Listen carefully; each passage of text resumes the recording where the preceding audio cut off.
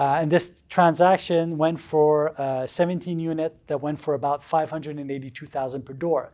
That price might seem steep, but prices are higher in the western part of Montreal, of course. And second of all, when you look at the name of the buyer, you understand that this site is going to be vertically optimized.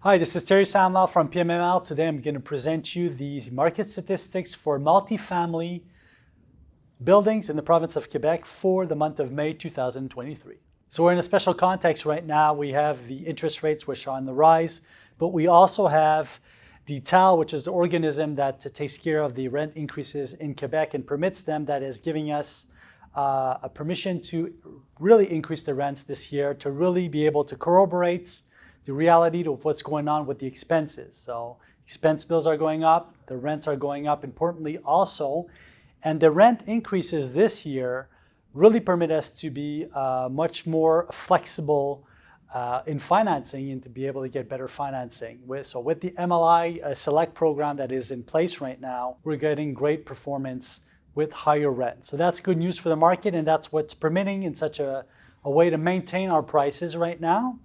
Also, we're seeing a lower quantity of volume on the market, but much more experienced buyers.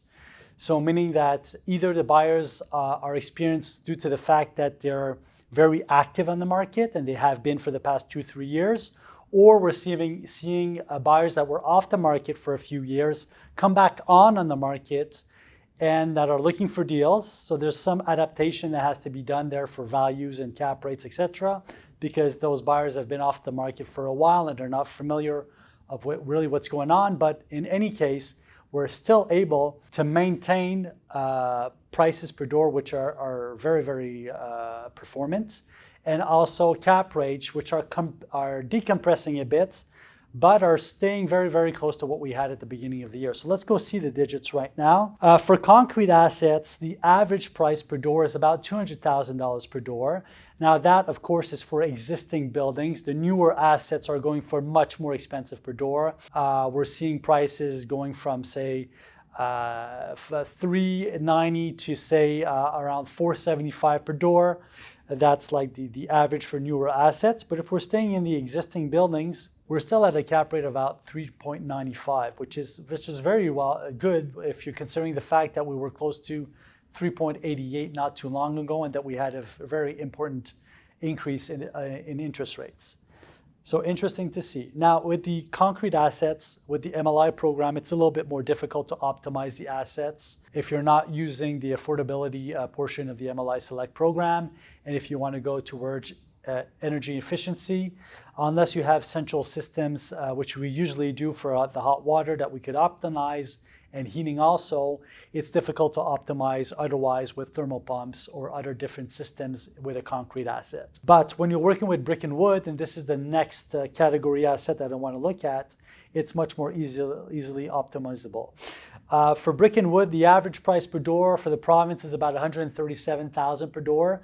In this asset range, what you have to understand is that average also includes a good portion of transactions that are taking place on the island of Montreal, and also in Quebec City, Gatineau, and the major cities. And that's where the price per door is the highest, and that's where we're seeing an average of $137,000 per door.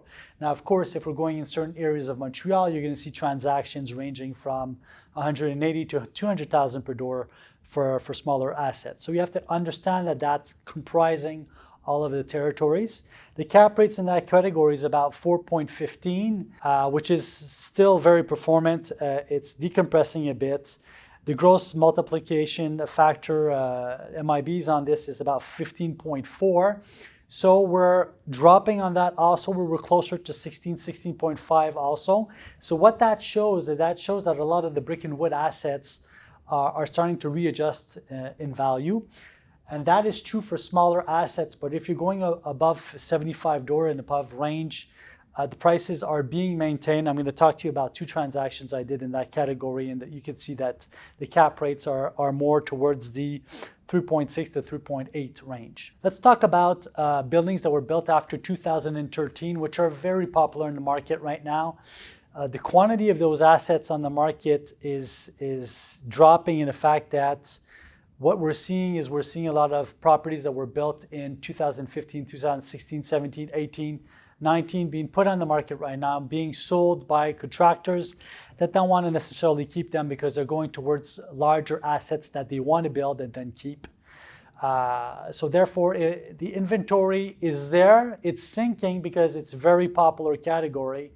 The private investment funds, the REITs, the private owners are all converging and want to converge towards the newer assets. But at the same time, what I'm foreseeing over time that asset category is going to lose increase in value. Why? Because there's not that many assets that have been built in 2022, 2023, and not a lot of assets that were supposed to be built in 2023 are not going to come out on the market. So what's going to happen in a few years is if the demand for that category of assets is going to go up, well, therefore, the prices are going to go up also. Let us go see my top 5 transactions, but right before I just want to finish with the concrete assets, I forgot to tell you something here, which was really important, is that we're seeing the number of concrete assets being sold diminish over time, slowly, so we're losing volume in that category, but the prices are increasing. Why?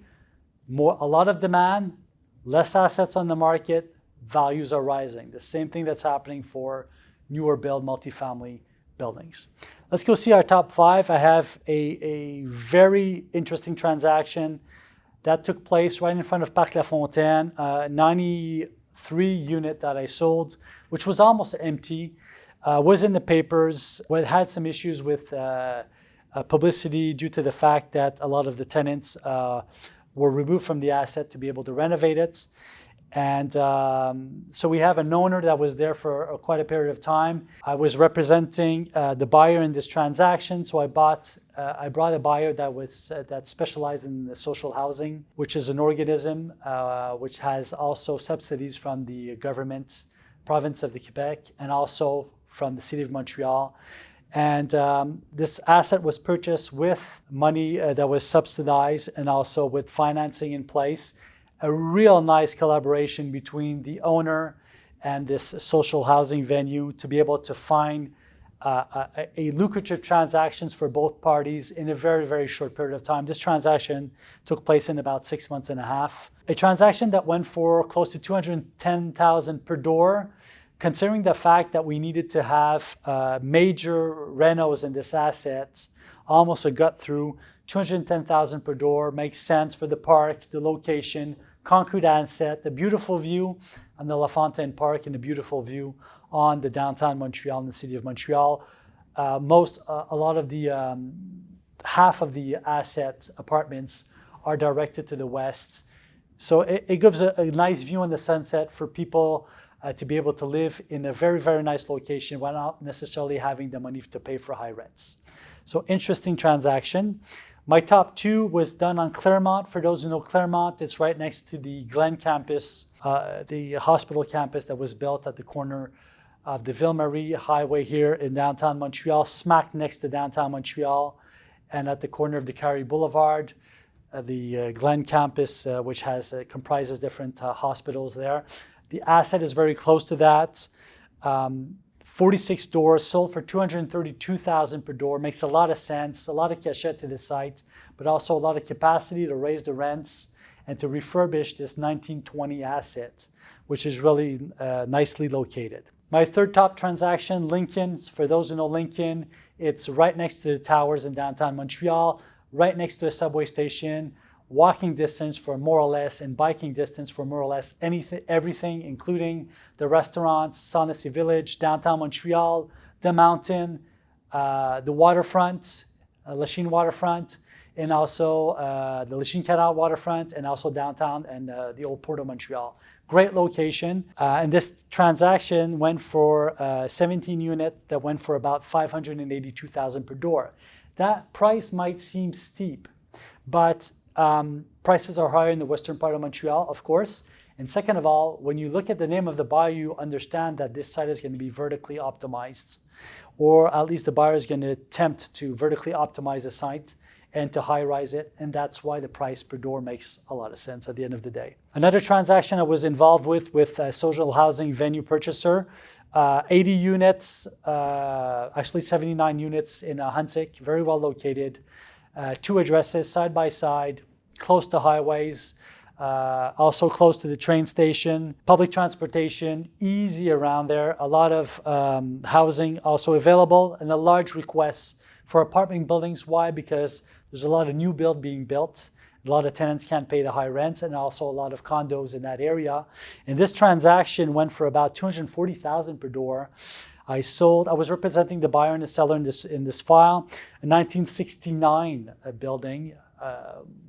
Half of the building was greatly refurbished in 2004, and part of the other building was refurbished slightly over time, renovations of some units, but a lot of value add to be added. Very interesting to see that this was a partly government subsidized transaction, and that social housing is of importance to the government of Quebec and Canada, and also the municipal government that's putting all the efforts into place to get these transactions done and to offer social housing in areas where normally we wouldn't be able to offer social housing to tenants. My last preferred transaction, every month I usually talk to you about Quebec City, I talk to you about Gatineau, Sherbrooke, Three Rivers, etc. This time I'm only going to talk to you about Gatineau because this transaction I find really interesting. 1972 assets, 5 stories above ground, 1 story in the basement, aluminum outside, something that's not too pleasing to the eye at the beginning, but when you're looking at the asset type and you're looking at the area it's in, you understand why this transaction was sold.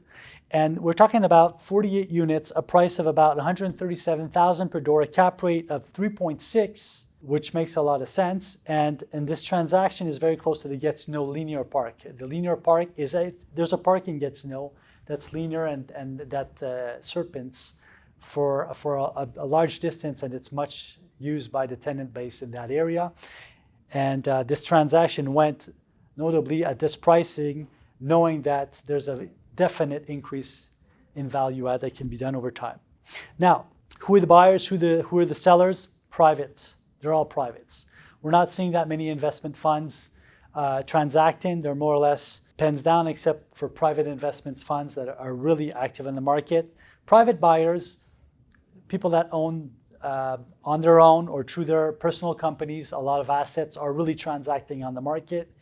And when you're looking at the history of the Quebec market, you'll notice that it's always the private buyers that have sustained the value over time and that are purchasing, renovating, creating value, and keeping the price per door high in Quebec right now is notably due for 2 factors. First of all, these private buyers coming back on the market with money following equity takeouts and also MLI financing. So that sums up our presentation for today. If ever you have questions on the market, I'm always available. Go check out our PMML.ca website for all of our multifamily, industrial, commercial, and office space available. And we have our dedicated land site, landdev.ai, for all your land needs. So take great care, and we'll see each other next month. Thank you.